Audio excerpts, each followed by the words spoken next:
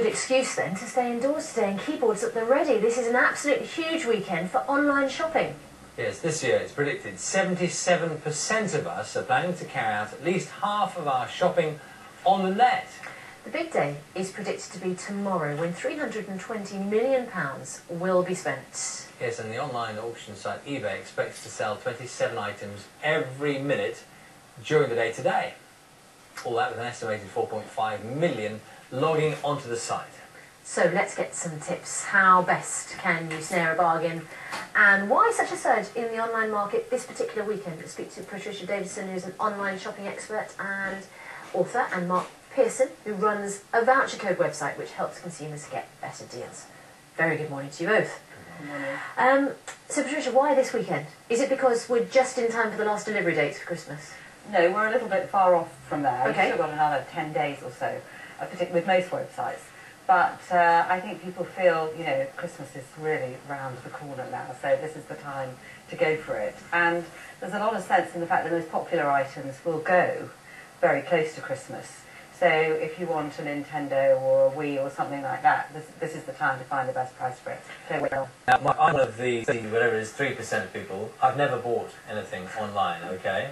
I know, staggering as it is, I've never bought, that's not true, I've bought airline tickets online, but apart from that, never items, you know, never presents or anything. Right now, I'm thinking two things. I'm thinking, will they get delivered anyway, which I always think that, will they just happen, especially with Christmas presents, but also in the current climate, with everyone going bust all the time, there's a double whammy there. This company may not exist, let alone, you know, have the product to send to. I don't think we need to worry about that, because even for example with Woolworths, their stock, they're still delivering.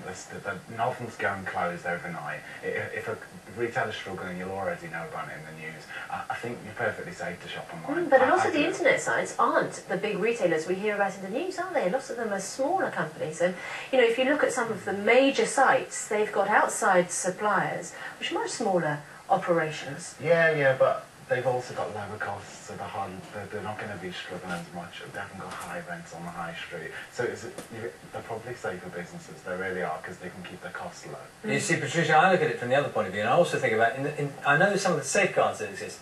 You're dealing with a big company. Maybe you do the online shopping with a big company, and they say we've got a tracking system to track. You know, well, what's a tracking system worth if it just keeps saying, well, it's not arriving, it's not been sent? I mean, it doesn't mean much if it doesn't arrive. Well, tracking system in itself is not useful, is it? Well, the best tracking systems are the ones where you're directly linked through to the courier, so which is what normally happens. So whether what you've ordered is coming from Royal Mail Special Delivery or FedEx or whatever, that it's their number you're tracking, and It's their delivery system you're tracking. I mean, all the retailer can tell you is that your order's actually left them. They can't tell you where it is. Yes, but if you're a dispatch company, just if you can track it, and they just say, well, it hasn't been dispatched yet, what then? I mean, get on the phone to the retailer. That's all I can recommend, really. Right. Well, and but I mean, I'm a huge fan of online shopping, and I've probably done 90% of my Christmas shopping already, and I've done it online. But in a couple of cases, it is hard to track where your stuff is, and I'm still waiting. I'm just to give myself an example. 2 items.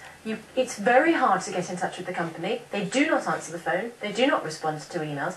And for someone like Charlie, who's slightly sceptical about it, it doesn't inspire confidence, does it? Yeah, I think what we need to look at here is it's the user-generated site. Companies like eBay and Amazon, a lot of their products are now being sold by third parties, whereas normal retailers, online retailers, they've got warehouses, they've got stock, they're dispatching it themselves, and they're tracking it themselves via the company.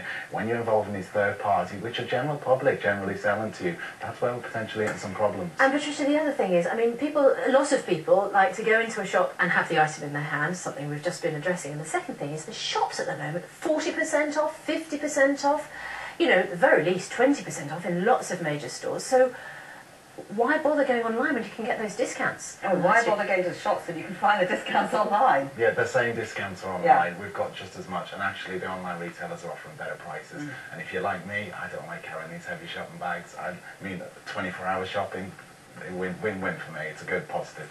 Okay, Patricia, Mark, thank you very much indeed, both. I remain to be convinced.